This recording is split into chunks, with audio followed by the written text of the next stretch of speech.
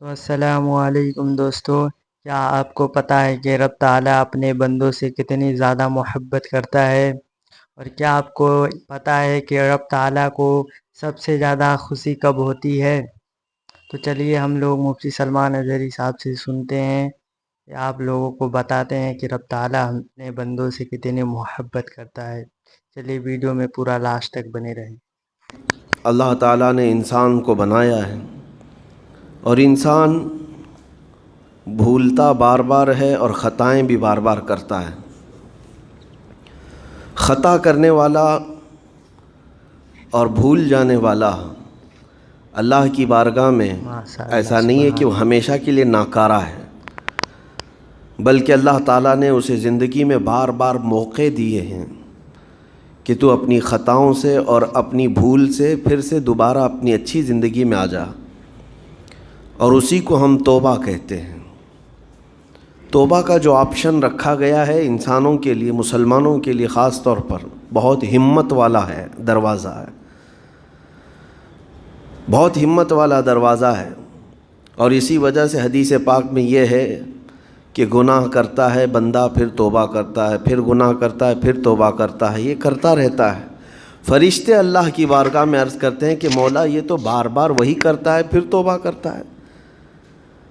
اگر ہمارے ساتھ کوئی غلطی ایک بار دو بار کر دے، تیسری بار تو ہم اسے چھوڑیں گے بھی نہیں۔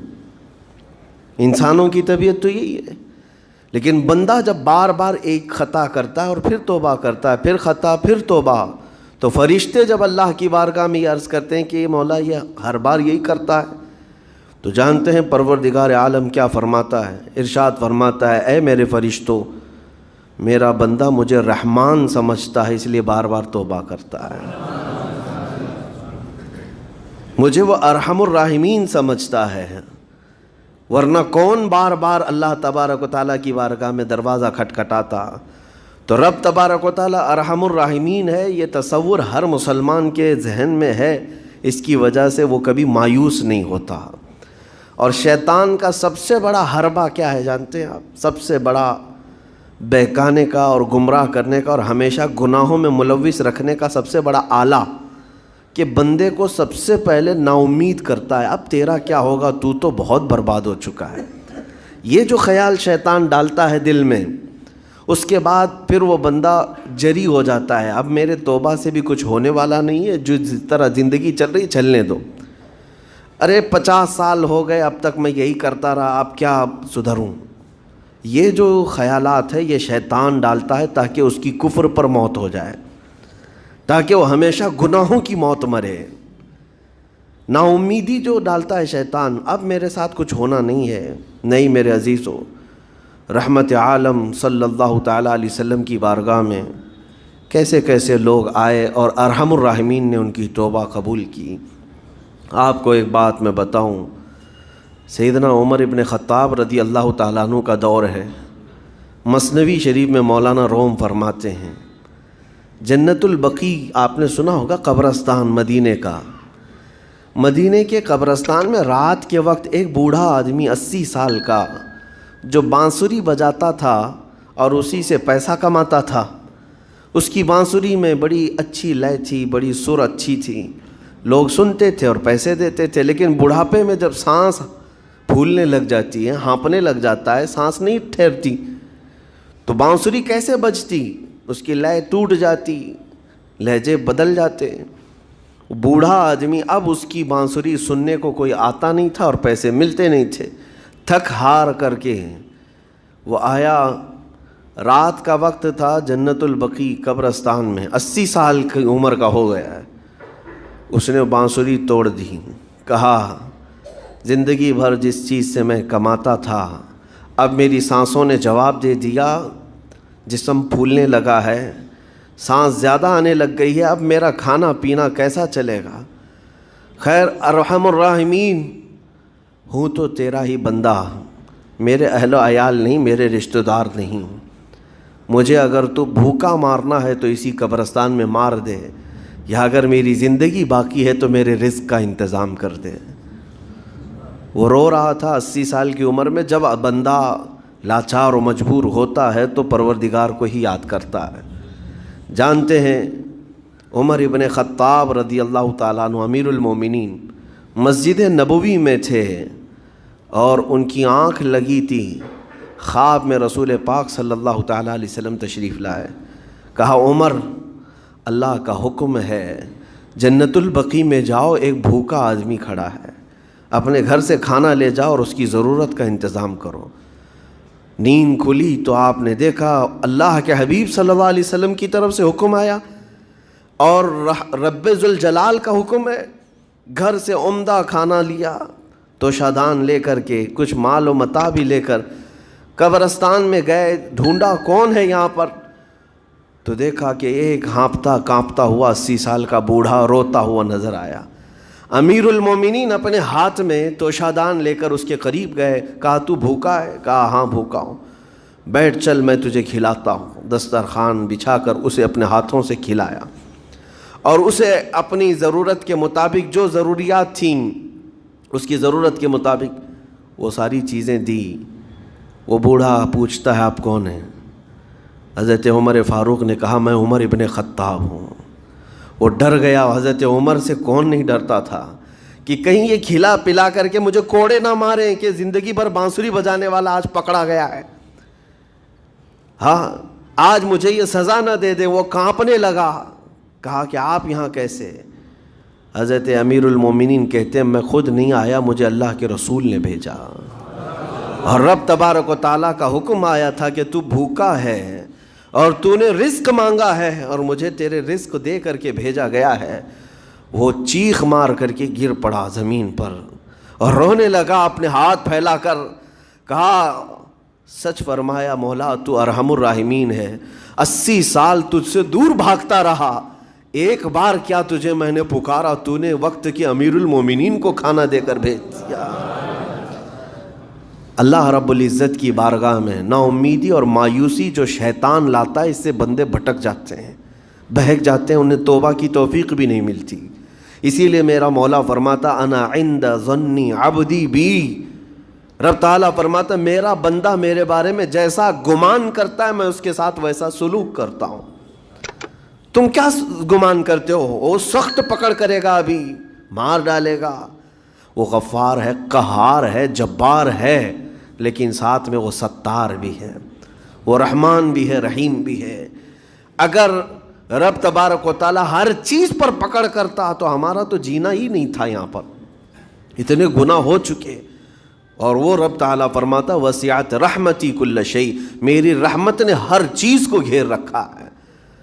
اللہ رب العزت بندوں کو معاف کرنے کا اظہار زیادہ فرماتا ہے. اور جانتے ہیں آپ گناہ جب عام ہوتے ہیں، میں آپ کو اپنے گھر کی بات بتا دوں. میرے گھر میں آپ 4 دن کے مہمان بن کر کے آئے ہیں. کبھی میری کھڑکی توڑ رہے ہیں، کبھی دروازہ توڑ رہے ہیں، کبھی ہمارے گھر کے برتن پٹک رہے ہیں، کبھی فرشی اکھاڑ رہے ہیں. کب تک برداشت کروں گا؟ آپ کو نکال کر باہر کر دیں گے. مہمان نہیں، یہ بلا ہو گئی ہے، گھر سارا اجاڑ رہا ہے. ایک چیز پر چھوڑ دیا جائے، 2 چیز پر چھوڑ دیا جائے، یہ انسانوں کی فطرت ہے، انسانوں کی فطرت. لیکن رب کائنات اپنی کائنات میں ہم بندوں کو اتارا ہے، ہم نے کیا نہیں بگاڑا؟ اس اپنے گناہوں سے اس کی زمین کو لال کر دیا. ہاں اس کی نافرمانی سے ہم نے اس کائنات کے رنگ کو بدل دیا. کھلے عام گناہ، ننگا پن، بے حیائی، عیاشی، سب کچھ ہوتا رہا. اس کی کائنات ہے، اس کی زمین ہے، اس کی سلطنت ہے. اور ان گناہوں کی وجہ سے جانتے ہیں آپ سمندر اللہ کی بارگاہ میں عرض کرتا ہے کہ مولا تو مجھے اجازت دے دے، میں ایسی طغیانی لاؤں گا کہ یہ سب ہلاک ہو جائیں گے. ہوائیں اللہ سے اجازت مانگتی ہیں تو مجھے شدت دے دے، میں اتنا تیز اڑاؤں گی کہ ان کے پرخچے اڑ جائیں. لیکن جانتے ہو اللہ کی طرف سے جواب کیا آتا ہے؟ سمندر کو بھی رب تعالیٰ فرماتا ہے، ہواؤں کو بھی کہتا ہے رب تعالیٰ رک جاؤ، میں میرے بندوں کے انتظار میں ہوں، میرے بندوں کی توبہ کے انتظار میں ہوں کہ میرے بندے میرے پاس لوٹ آئیں گے. اسی لیے اللہ کے حبیب صلی اللہ تعالیٰ علیہ وسلم ارشاد فرماتے ہیں اللہ تعالیٰ کو سب سے زیادہ خوشی کس بات کی ہوتی ہے جانتے ہیں؟ رب تعالیٰ اپنے بندوں سے کب خوش ہوتا ہے؟ مثال دے کر کے میرے آقا نے فرمایا، مثال دے کر سمجھایا. صحرا میں، ڈیزرٹ میں ریتیلے میدان ہوتے ہیں، اس کا سفر بڑا ڈینجر ہوتا ہے. آج بھی ڈیزرٹ ہیں بہت سارے. سہارا ڈیزرٹ کا نام سنا ہوگا آپ نے. ہم گئے ہیں 200-250 کلومیٹر تک آپ چلتے رہو گاڑی، نہ ایک درخت نظر آتا ہے، نہ پہاڑ نظر آتا ہے، نہ گھر نظر آتا ہے، کچھ بھی نہیں. اس طرف میدان ریت کا اور آسمان لگا ہوا دکھتا ہے، ادھر بھی آسمان. تنہا ہم اکیلے نظر آتے رہتے ہیں. صحرا کا جو سفر ہوتا ہے بہت کٹھن ہوتا ہے. نبی پاک صلی اللہ تعالیٰ علیہ وسلم مثال دیتے ہوئے ارشاد فرماتے، ایک بندہ اپنی اونٹنی لے کر، اس پہ ساز و سامان لے کر کھانے پینے کا صحرا کے سفر پر تھا، اور صحرا میں کھانا پانی بہت مقدار میں لی جاتی ہے کیونکہ کچھ ملتا نہیں، اور جلد سے جلد وہاں سے سفر گزار کر کے آنا. ایک بار اگر راستہ بھٹک گیا موت ہو جاتی ہے، وہاں پہ راستہ ملے گا نہیں. جس طرف بھی جاؤ تو لگے گا سیدھا ہی چل رہا ہوں، ڈائریکشن ہی نہیں پتہ ہوتے صحرا میں. حضور پاک صلی اللہ علیہ وسلم فرماتے ہیں ایک بندہ صحرا کے سفر میں اپنی اونٹنی کے ساتھ ساز و سامان لے کر سفر پر تھا. بیچ راستے میں اسے نیند آئی، سویا. سو کر کے اٹھا تو دیکھا اس کی اونٹنی ساز و سامان کے ساتھ غائب ہے. صحرا میں، بیچ صحرا میں. اب جو سواری تھی وہ غائب ہے، کھانا پانی تھا وہ غائب ہے، کچھ نہیں ہے ساتھ میں. گھبرا گیا، پریشان ہوا، اپنی اونٹنی کو ڈھونڈتا ڈھونڈتا تھک گیا. کبھی ادھر کبھی ادھر، کبھی ادھر کبھی ادھر، ہر جگہ کہیں کوئی نشان نظر نہ آئے. اور جب سواری نہیں ہے تو اب کئی 100 کلومیٹر کا بغیر کھانے پینے کے کیسے سفر کرتا. تھک ہار کر کے دوسرا دن ہو کہ تیسرا دن ہو، ایک جگہ وہ بندہ سو گیا. پھر سے سو گیا، اب راستہ بھی نہیں ملتا. سویا تو نیند سے اٹھا جب تو دیکھا اس کی اونٹنی بھی موجود ہے، اس کا ساز و سامان بھی ہے. یہ مثال ہے، یہ مثال ہے. میرے آقا صلی اللہ علیہ وسلم صحابہ سے اب پوچھتے ہیں، اے میرے صحابہ بتاؤ اس بندے کو جو صحرا میں گمشدہ اونٹنی جس کی مل جائے اسے خوشی کتنی ہوگی؟ صحابہ کہتے ہیں یا رسول اللہ اس کی تو جان میں جان آ گئی ہوگی، کیونکہ وہ جانتے تھے صحرا کا سفر کیا ہوتا ہے. کہا سب سے زیادہ اسے خوشی ہوگی کہ اس کا کھویا ہوا سامان مل گیا، کھوئی ہوئی سواری مل گئی.